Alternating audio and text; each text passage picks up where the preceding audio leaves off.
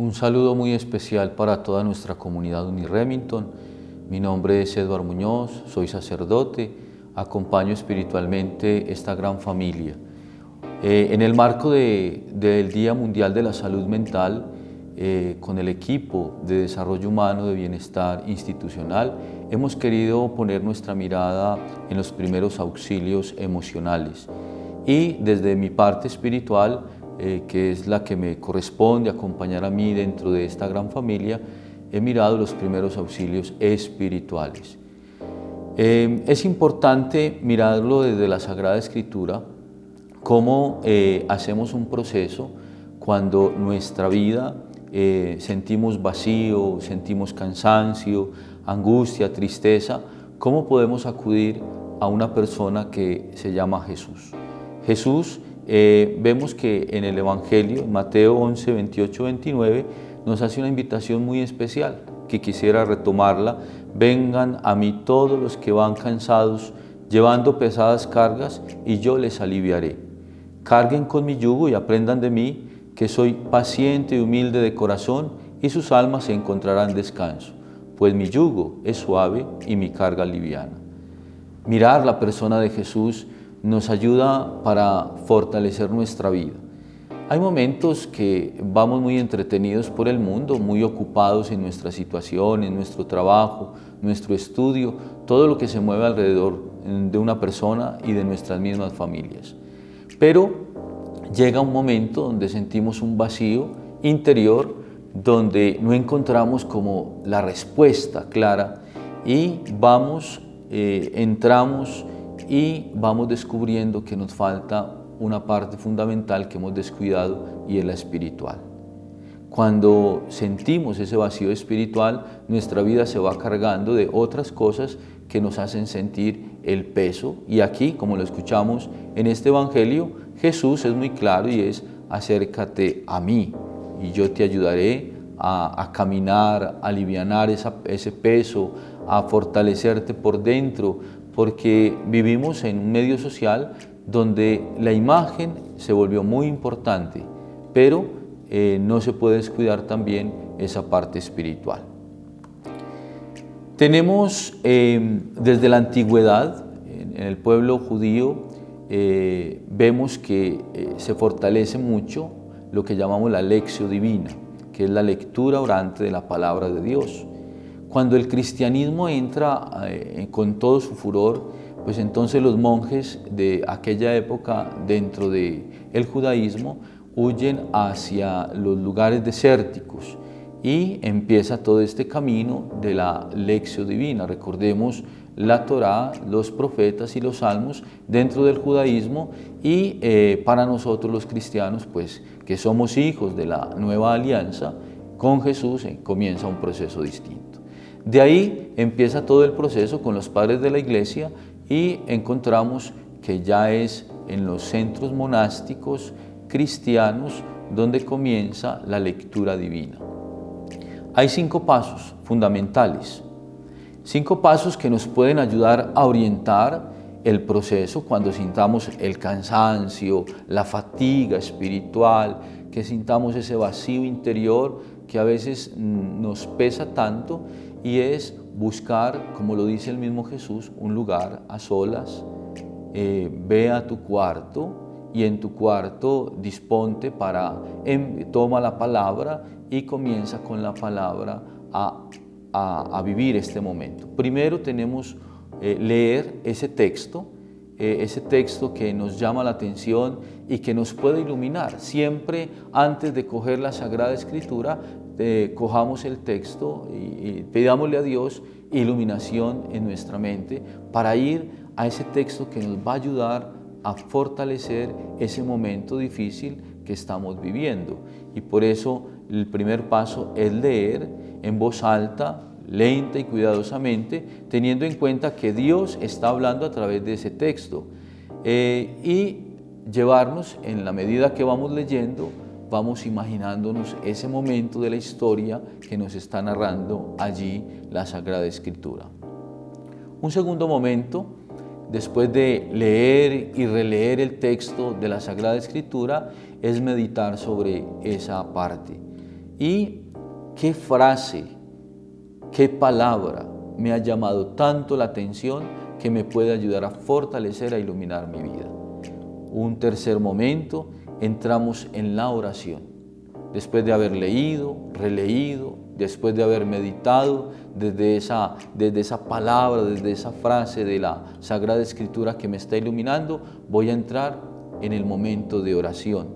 Y esa oración, recordemos que es un diálogo, no es un monólogo, porque muchas veces vamos convirtiendo nuestra oración en un monólogo donde soy yo el que hablo, pero no le doy tiempo a Dios para que en su silencio, en el susurro del viento, como nos lo dice en el Antiguo Testamento, que se manifiesta la presencia de Dios, Él se comunique con nosotros, se manifieste hacia nosotros. En el diálogo tiene que haber esa disposición del que me escucha y del que está escuchando. Es una ida y venida en la relación con el Señor. Para nosotros, los cristianos, también tenemos un lugar muy importante dentro de los templos, y es el sagrario.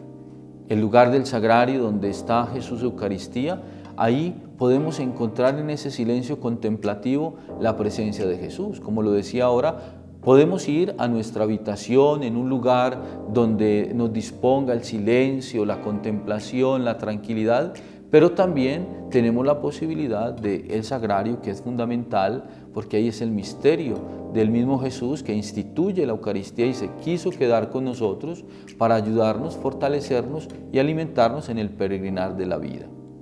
Un cuarto paso es contemplar. Simplemente hay que descansar en la presencia de Dios. Hay un momento después de ese diálogo con el Señor que llega ese momento del silencio contemplativo, donde respiro profundo, entro en la paz que solamente el Señor sabe darme y siento que he tenido una buena conversación, he tenido una liberación, una sanación, un restaurarme interiormente que seguramente lo necesitaba urgente, y ahí encontré en Jesús esa respuesta que esperaba. Y un quinto paso es el actuar. El actuar después de haber leído, meditado, orado y contemplado la palabra de Dios y haberme fortalecido en ella, entonces ya salgo a actuar. Ya es el momento de contarles a otros la experiencia de lo que el Señor ha hecho en mí, que ha fortalecido mi vida. Puedo transmitirle la paz que no tenía antes, ya se la puedo transmitir a los demás con el gozo de saber que mi vida ha tenido un nuevo sentido de gusto, de alegría, de paz, donde me he encontrado conmigo mismo, me he encontrado con ese ser superior, con ese amado que ha entregado su vida por mí, que se llama Jesús como Hijo de Dios, y que ya puedo contagiar a otros de ese mismo gusto por el Señor. Tengo algunas frases que nos pueden ayudar, como unas píldoras cuando nosotros estemos pasando por alguna angustia, que nos pueden ayudar.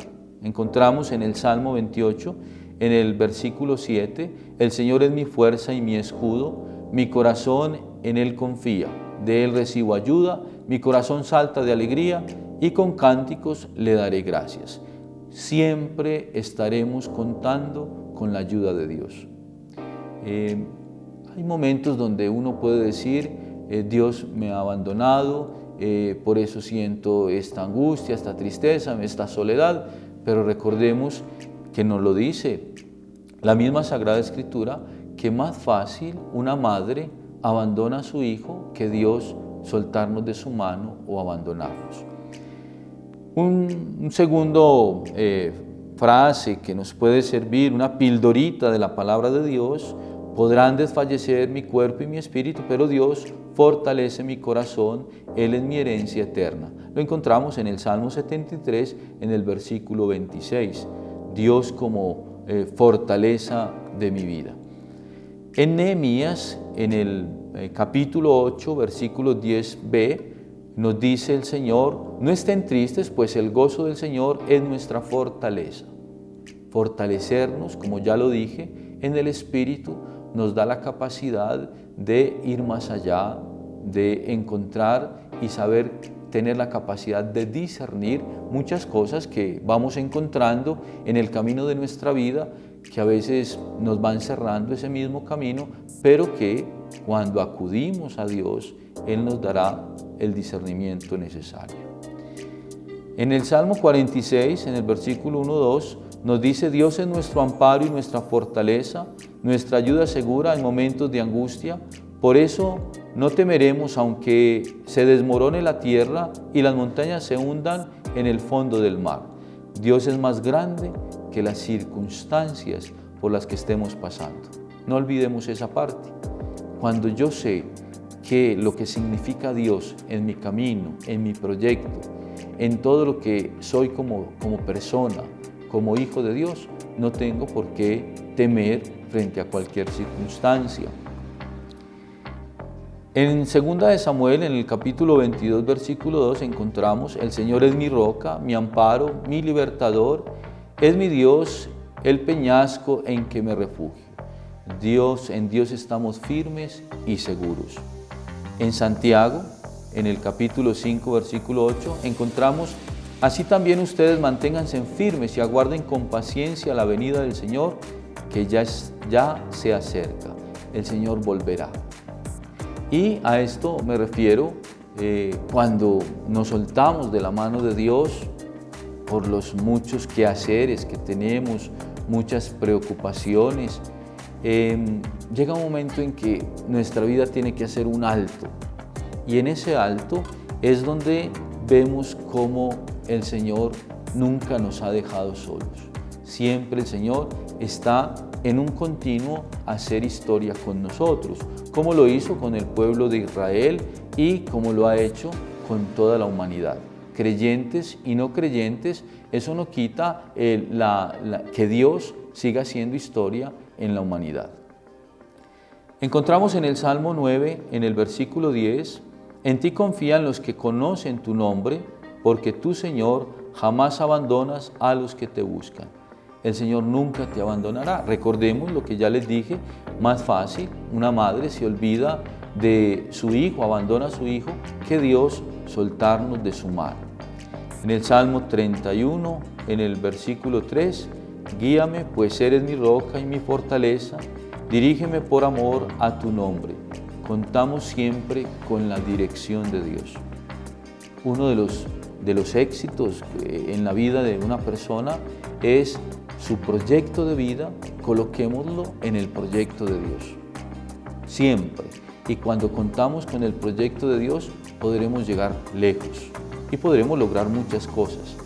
Nuestra mirada humana es muy limitada. La mirada de Dios es supremamente abierta. Nos abre los caminos. ¿Cómo no poner nuestro proyecto de vida, nuestros proyectos en el proyecto de Dios? En Jeremías, en el capítulo 32, versículo 17, encontramos: ah, Señor mi Dios, tú con tu gran fuerza y tu brazo poderoso has hecho los cielos y la tierra, para ti no hay nada imposible. A veces encontramos cómo en el mundo social donde nos movemos se van cerrando las puertas, ya sea en la parte económica, en la parte emocional, cuando vienen los quebrantos de salud, vienen circunstancias que nos duelen y nos hacen doler el alma. Encontramos que colocar todo esto, depositarlos, moverlos hacia la presencia de Dios, Él hace, podemos hablar de un trueque, aunque es una palabra muy antigua, pero cabría en este momento donde yo coloco toda esa pesadez en el Señor y el Señor me devuelve su paz, su amor, su fortaleza, su alegría. Y para terminar, encontramos en Filipenses, en el capítulo 4, en el versículo 13, todo lo puedo en Cristo que me fortalece. Colocar nuestra vida en Jesús es colocarla en alguien seguro. Una de las dificultades que uno va viendo en el camino cuando recibe a algunos hermanos nuestros, estudiantes o docentes o empleados de nuestra familia Uniremington, es que llegan con un dolor existencial grande, muy fuerte, como que ya se acaba todo y empezamos el diálogo, ese diálogo en el Señor, y vamos descubriendo que mi confianza la he colocado en una persona, mi confianza la he colocado en una cosa, en algo material. Cuando mi confianza está puesta solamente en las personas o en las cosas, vamos a tener profundas tristezas. Pero cuando mi confianza está puesta en el Señor, que todo lo puede y me fortalece, las personas me podrán fallar y yo sabré mantenerme en la paz del Señor y sabré comprender esa situación, por qué me falló. Las cosas se podrán terminar, acabar, y mi paz se mantendrá porque tengo mi fortaleza, tengo mi base, que es el Señor en mi vida. Con este proceso y esta corta presentación que he querido hacerles para llegar al corazón de toda nuestra comunidad de Uniremington, de sus familias, de todos los que hacemos parte de esta gran universidad, quiero decirles que en los primeros auxilios emocionales no olvidemos tener en cuenta los primeros auxilios espirituales. Que el Señor les bendiga.